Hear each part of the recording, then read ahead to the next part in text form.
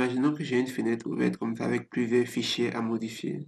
Alors, il y a deux situations. Soit la première situation, je veux que les noms des fichiers soient différents. Ou alors la deuxième situation, je veux que les fichiers ont des noms qui vont dans un ordre croissant, mais le même nom. Alors, pour la première situation, qu'est-ce que je fais? Au lieu de renommer de façon classique en faisant un clic droit, menu contextuel, renommer, qu'est-ce que je fais? Je clique sur le premier élément et je clique sur le nom du premier élément. Et là, il devient modifiable. Là, je vais par exemple le renommer comme plat de nourriture.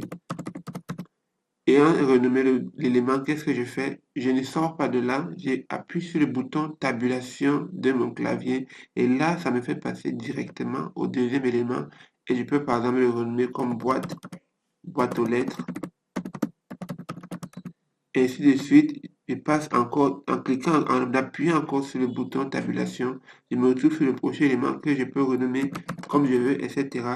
Et de tabulation en tabulation, je veux renommer tous mes éléments. Maintenant, la deuxième situation, c'est que je veux que tous les éléments ont le même nom en ordre croissant. Qu'est-ce que je fais?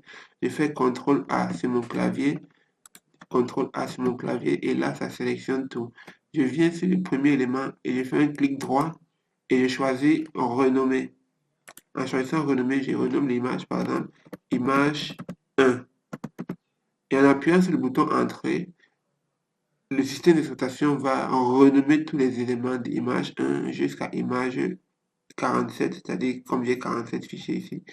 Et on le voit là, dans l'image 1, image 2, jusqu'à image 47 ou 37. Abonne-toi pour plus d'astuces.